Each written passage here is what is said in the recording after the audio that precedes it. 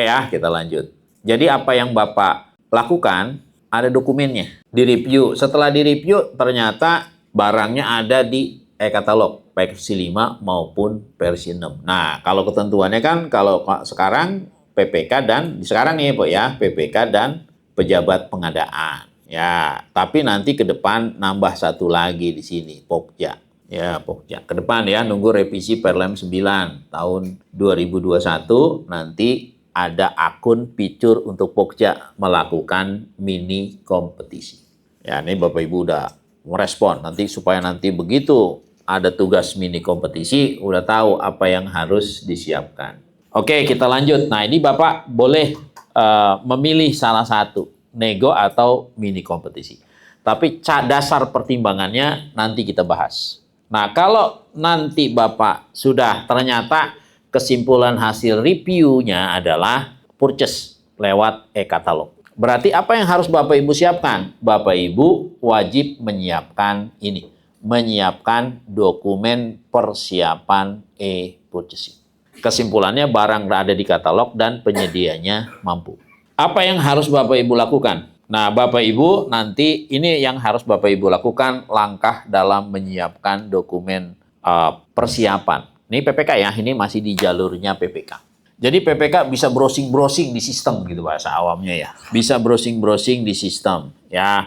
Bisa browsing kesesuaian spek, bisa browsing kandungan TKDN, bisa browsing UMKM dan mencari data harga. Oke, yang pertama. Yang pertama, berdasarkan hasil browsing-browsing gitu bahasa saya ya, PPK dibantu oleh tim teknis itu harus menentukan kesesuaian spek antara data identifikasi kebutuhan dengan produk yang tayang di katalog. Pengalaman saya di lapangan, ini ada beberapa cara kita menentukan kesesuaian spek. Cara yang pertama, kalau beli peralatan kompleks ya, misalnya beli alat radiologi, beli genset kapasitas besar, beli kapal, ini jangan main asal ngeklik aja. Caranya kita lakukan yang namanya pencocokan antara data identifikasi kebutuhan dengan produk yang tayang. Caranya gimana? Cara yang pertama, kita bisa kita lakukan RFI beberapa vendor itu untuk presentasi di hadapan tim teknis. Itu cara yang pertama, manual gitu. Kalau perlu dia bawa alatnya, dia demokan. Kita nanti dia presentasikan di depan tim teknis. Itu dengan cara presentasi, paparan. Itu cara yang pertama. Kalau beli alat-alat yang gede, saya selalu menyarankan paparan. Ya, supaya nanti tim teknis bisa memilah produk apa yang paling sesuai, merek apa yang paling sesuai. Jangan sampai salah beli, karena kalau salah beli fatal. Ya, yang perlu kita klarifikasi, pertama, apakah dari aspek mutu sesuai atau enggak? Menyatakan mutu banyak cara. Kalau Bapak beli meja sama kursi, mungkin aspek teknis. Kalau Bapak beli obat, mungkin spek komposisi. Tapi kalau Bapak beli alat radiologi, itu perlu mungkin speknya spek kinerja. Itu cek kesesuaiannya. Kemudian cek jumlah. Seringkali kalau peralatan yang tidak sederhana, itu ada komponen alat utama, ada komponen aksesorisnya. Aksesorisnya apaan aja? Itu yang kedua. Yang ketiga, spek pelayanan. Saya kalau nanti ada rumah sakit, itu minta bantuin saya diminta bantu. Itu saya selalu tanya pada saat RFI. Pak, alat ini mau dibeli. Syarat, sarana, dan prasarana ruangan harus bagaimana? Tolong dipelajari lebih dalam. Misalnya Bapak beli MRI. Itu MRI, alat itu, jarak dari alat itu ke tembok, itu 7 meter Pak, karena dia medan magnet. Dia harus, artinya kalau alatnya ukuran berapa, ditaruh di tengah-tengah, jarak ke temboknya tuh kiri, kanan, depan, belakang itu harus 7 meter. Memenuhi syarat nggak? Dia harus bebas getaran. Kagak boleh tuh, di sebelahnya ada jalanan, mobil-mobil lewat. Syarat lantainya gimana? Syarat dindingnya gimana? Syarat plafonnya gimana? Syarat lampunya gimana? Supaya alat itu beroperasi, perlu listrik kapasitas berapa? Dia kalau alat radiologi Pak, pasti dia harus punya panel listrik sendiri. Kayak MRI itu perlu listrik 120 kPa. Itu harus izin dulu ke PLN, bikin gardu sendiri. Nah, itu kita harus perhatikan dulu. Prasyarat ruangan, prasyarat sarana-sarana pendukungnya. Kita harus pelajari detail, ya. Dan ruangannya itu dia gedungnya harus didesain tahan gempa. Nah, itu yang harus kita syarat ruangan, syarat prasarana pendukungnya. Itu yang pertama.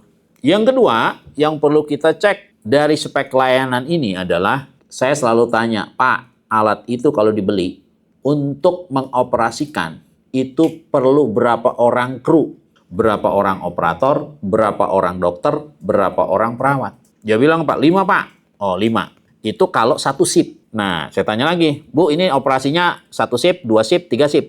Kalau dia harus dioperasikan 24 jam, berarti perlu 3 shift. 3 kali 5. Orang ini nanti sebelum alatnya datang, harus dilatih dulu. Saya tanya, pasti akan saya tanya. Kalau saya selalu tanya, Pak, populasi alat ini Bapak udah dijual kemana aja? Di rumah sakit mana aja yang udah pada punya? Sekarang saya tanya, bisa nggak Pak, operator ini sebelum alatnya datang, dimagangkan dulu di rumah sakit yang beli merek tipe yang sama. Supaya dia di training dulu, Pak. Supaya bisa mengoperasikan. Dan dia nanti kalau dia wajib bersertifikat, ngurus sertifikatnya. Supaya nanti begitu barang datang, sudah ada operator yang siap operasional. Udah ngegas gitu, Pak. Jangan sampai Bapak punya mobil canggih-canggih, mahal-mahal, masalahnya satu, kenapa? Kagak bisa nyetir. Bahaya. Gitu. Nanti Pak perlu calon operatornya harus diberikan pelatihan dulu. Terus nanti kita tanya, Pak, nanti lead time-nya barang ini berapa lama? 4 bulan apa 6 bulan? Itu. Nah, nanti itu sejak awal itu saya selalu minta kepada PPK-nya, minta kode tracking.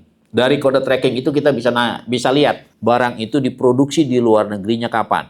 Dari pabriknya dia ke pelabuhan kapan, diangkat naik kapal kapan, sampai ke lokasi kapan. Nanti itu bagian dari pengendalian kontrak. Bisa nggak PPK minta kode tracking? Bisa, oke. Nanti itu kita screenshot tuh. Karena pada saat di audit pasti ditanya, benar nggak nih barangnya? Benar-benar barang baru keluar dari pabrik. Buktinya apa? Tadi kode tracking. Dan yang berikutnya, kita selalu klarifikasi, Pak, populasi Bapak ada di mana? Pelayanan purna jualnya bagaimana? Workshopnya ada nggak? Berapa lama time responnya? Kalau nanti alatnya trouble, berapa lama? Begitu kita telepon, teknisinya datang, service levelnya.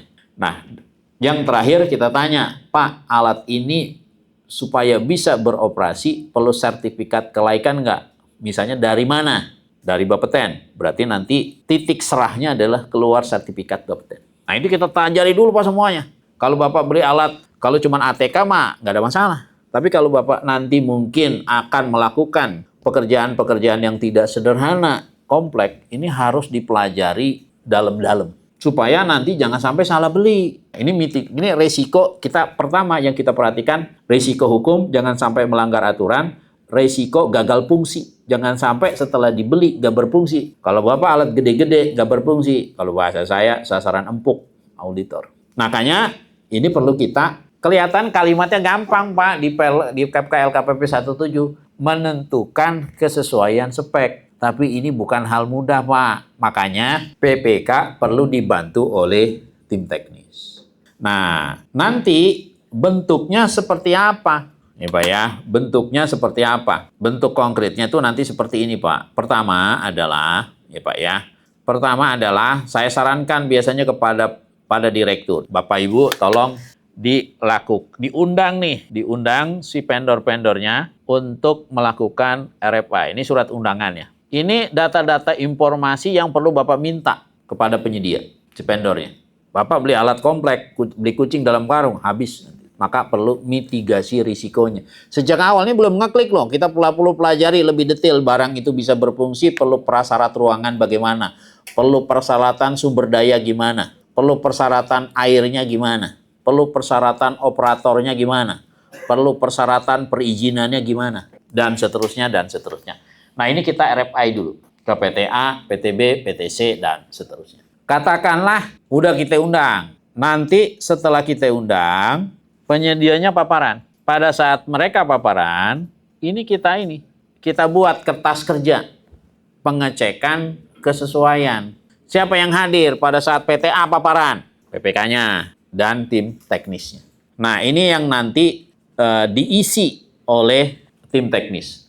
Kalau pekerjaan-pekerjaan kompleks lewat e-purchasing, itu saya selalu misalnya mutunya sesuai atau enggak, kinerjanya sesuai atau enggak, itu kita bisa pakai pembobotan, atau pakai skala Likert 1 sampai 10. Silakan nanti tim teknis dari sisi kinerjanya merek A, di angka berapa. Makin ke kanan, makin kinerja, tingkat presisi dan akurasinya semakin baik. Ini kita bobotkan, Pak. Nah, ini mutunya kita bobotkan. Jumlahnya kan nanti dia ada alat utama, ada alat pendukung, aksesorisnya. Semakin lengkap, semakin baik. Ya. Terus waktunya, siapa yang bisa menyelesaikan semakin cepat, misalnya kita kasih waktu, Pak, waktu kita 6 bulan sampai Desember. Siapa yang bisa menyelesaikan paling cepat, itu paling baik. Kapan dia buka PO, kapan barang itu dikirim, kapan barang sampai ke lokasi, kapan dilakukan testing dan commissioning, kapan pelatihan, sampai kapan keluar sertifikat kelaikannya. Itu kita nilai, bobotkan. Sampai pelayanannya. Karena kita terima fungsional. Jadi kita ini dalam rangka mengumpulkan data. PTA skornya sekian, PTB skornya sekian, PTC skornya sekian oleh tim teknis. Ternyata yang paling tinggi ke PTA. Oh ini, karena ini paling sesuai. Ternyata yang paling sesuai berapa? Hanya 1. Ya sudah. Perlu mini kompetisi? Enggak. Cukup nego. Tapi negangannya adalah HPS tadi. Nah jadi pada saat Bapak Ibu ngeklik PTA, PTB, Bapak Ibu punya data. Yang data itu nanti perlu Bapak simpan. Kalau nanti audit, ini nggak diupload. Yang diupload nanti hanya dokumen persiapan e-purchasing. Ini ngumpulin data dalam rangka menyusun dokumen persiapan e-purchasing. Katakanlah udah jatuh nih merek yang paling sesuai kebutuhan kepada produk yang ditawarkan oleh PTA. Datanya nih ada, data berita acara kesesuaian spek. Tanda tangan nih PPK dan tim teknis. Ya, oke. Udah dapat nih datanya. Data untuk penyesuaian kesesuaian spek. Kan nanti Bapak ada, apakah sudah selesai setelah ini? Belum. Bapak perlu mengecek apa? Mengecek prioritas. Kan ada 4 dokumen yang harus Bapak Ibu siapkan. Pertama, tentukan kesesuaian spek. Yang kedua apa? Yang kedua, prioritas TKDN. Bapak browsing nih di katalog. Cari TKDN dan BMP di atas 40. Nggak ada. Screenshot. Kalau saya biasanya saya gituin PPK. Screenshot, Pak. TKDN dan BMP di bawah 40. Nggak ada. Screenshot. TKDN dan BMP di bawah 25. Nggak ada. Screenshot. TKDN dan BMP yang ber-PDN. Produk dalam negeri. Ya, jadi produknya dari luar tapi assemblingnya di Indonesia. PDN. Nggak ada. Oh, kalau yang terakhir, impor. Nanti Bapak tolong perhatikan ya. Mungkin Bapak Ibu ini kan di BPBJ. Tolong direspon Perpres 46. Ya, nanti Bapak Ibu tolong perhatikan gini.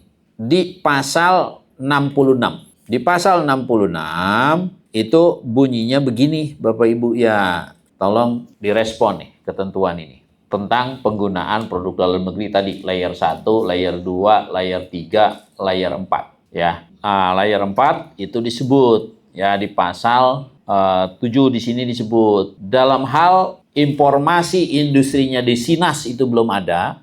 Maksudnya mungkin pabrik assemblingnya nggak ada. Barang ini barang impor dari luar. Maka harus mendapat persetujuan. Nah ini ya harus mendapat persetujuan dari kepala daerah. Ya, menteri, kepala lembaga atau daerah, atau pejabat yang ditunjuk, pejabat yang didelegasikan. Nah, ini tolong ini direspon ya di teman-teman di BPBJ. Katakanlah sudah dicek prioritas TKDN, prioritas UMKK. Langkah berikutnya apa? Nah, langkah berikutnya adalah Bapak Ibu bisa menggunakan, jadi dicek kesesuaian spek, dicek UMKK tadi ya. Prioritas ini kecil atau non kecil. Nanti Bapak tolong perhatikan.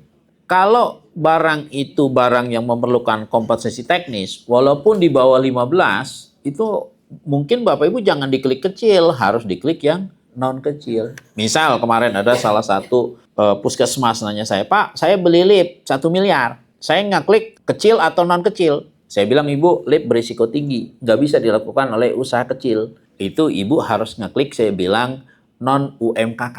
Di dalam dokumen persiapannya dituliskan, kenapa di bawah 15 non UMKK? Pertama, karena perlu kompetensi teknis. Apa? Perlu tenaga teknisi yang bersertifikat, perlu peralatan khusus, perlu kalibrasi dan sertifikasi kelaikannya.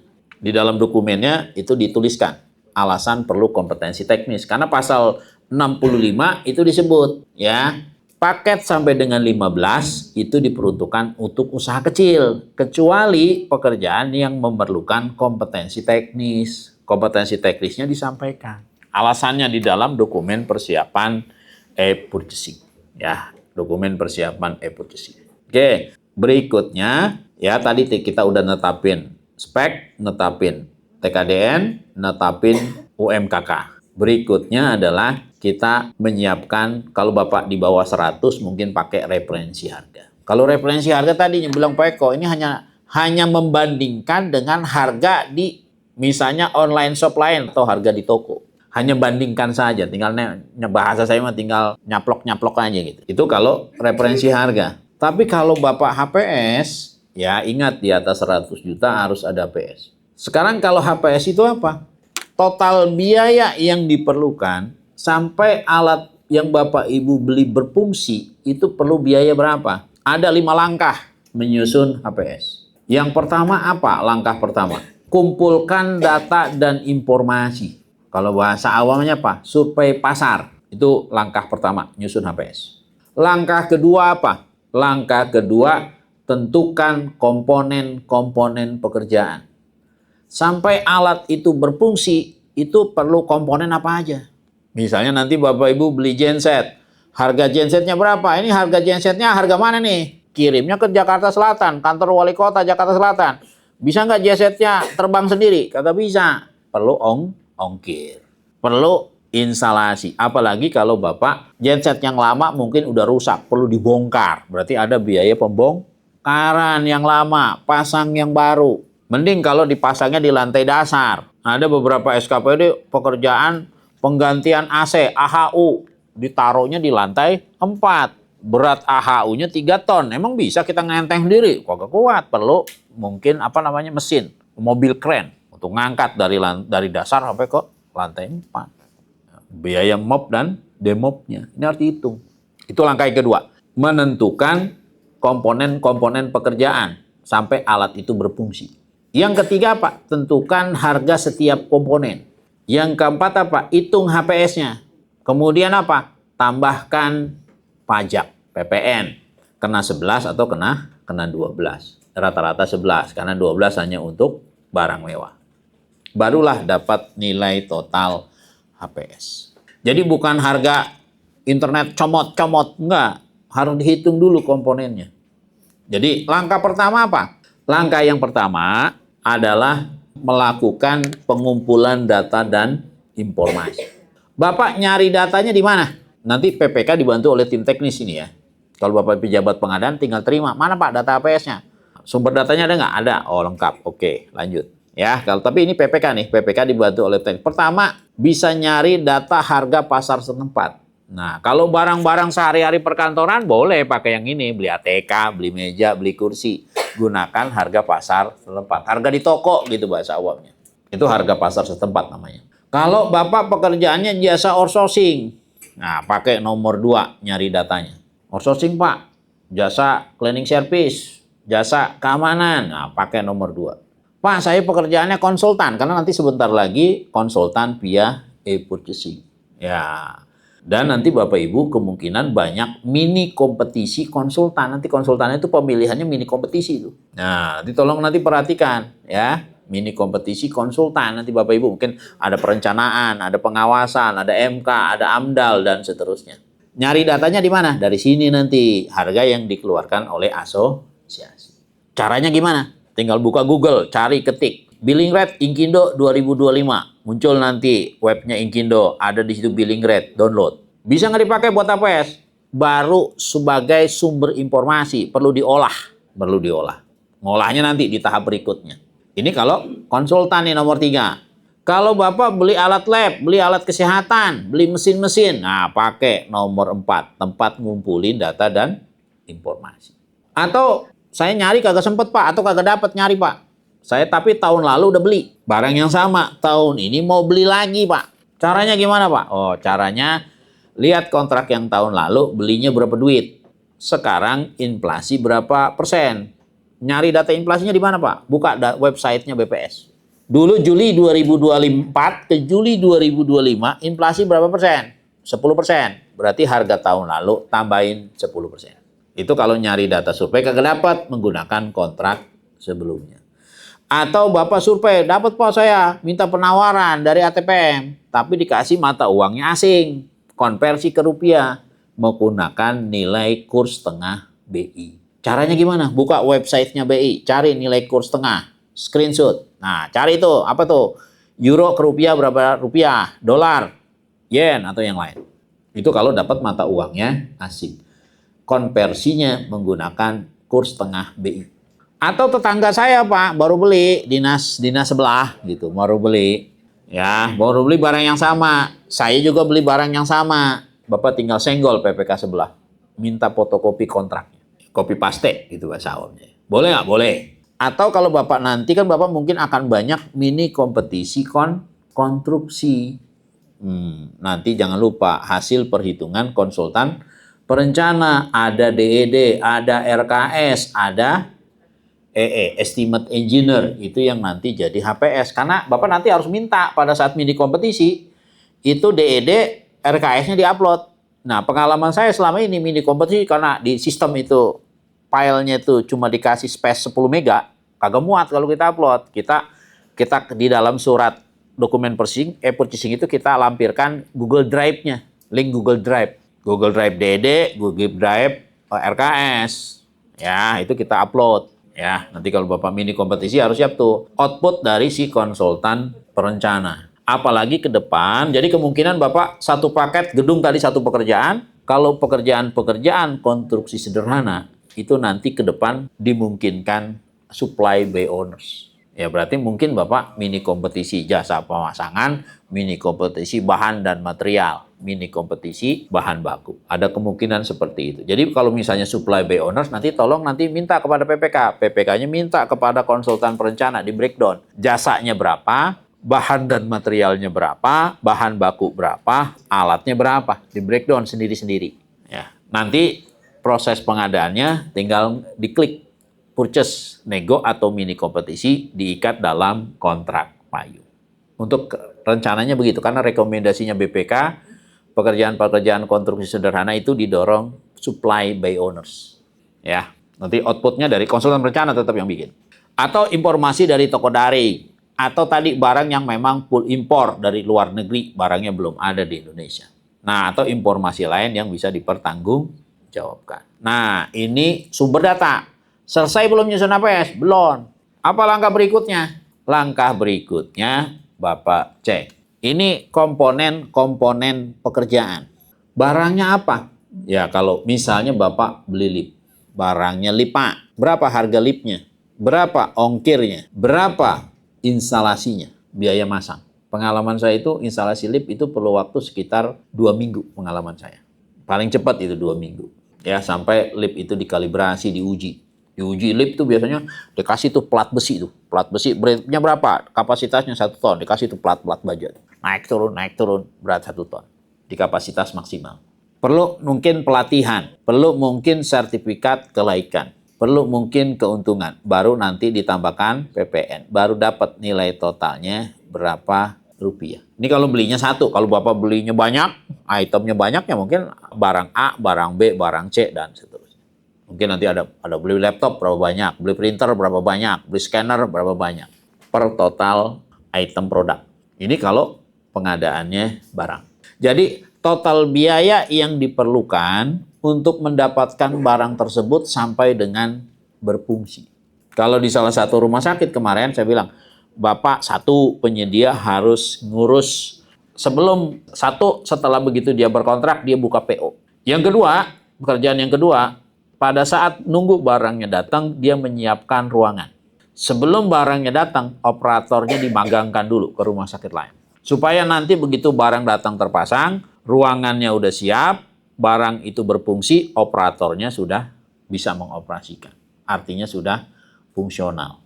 Diuji nanti, uji kelengkapan peralatan, uji visual, uji fungsi, sama uji tim independen. Begitu kira-kira tahapannya. Nanti itu total semuanya kita hitung. Berapa total biayanya? Ini kalau Bapak barang. Ya, barang. Kalau nanti Bapak pekerjaannya konstruksi, nah ini pegangannya. Nanti Bapak kan ada konsultan, membuat DED, RKS, membuat engineer estimate, nanti pegangannya kepada ini, Permen PUPR nomor 8 tahun 2023. Ya, kalau dalam satu paket pekerjaan berarti komponennya ada 3, ada tenaga kerja, ada peralatan, ada material. Ya, ini konstruksi. Ini nanti konsultan, komponennya personil dan non personil, ya, personil dan non personil. Ada yang nanya saya kemarin, Pak, kalau perorangan gimana?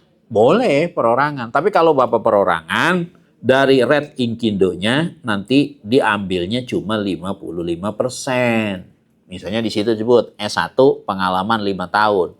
Rate Inkindo-nya kita sebut 30 juta. Apakah kontraknya 30 juta? Jangan. 30 juta kali 55%. Kalau Bapak masukin 30 juta, begitu audit, temuan pasti kemahalan.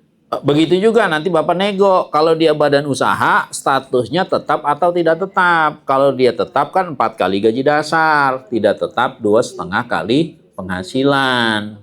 Ya, berdasarkan SPTOP, SPT orang pribadi, ya gajinya berapa dia. Pada saat nego, nanti Bapak harus tahu. Karena bisa jadi nanti ada konsultan, Bapak Ibu disuruh mini kompetisi atau nanti Bapak Ibu disuruh nego. Atau jasa lainnya. Ya. Oke, udah nih katakanlah disusun HPS-nya, ya. Disusun HPS-nya kira-kira begitu ya.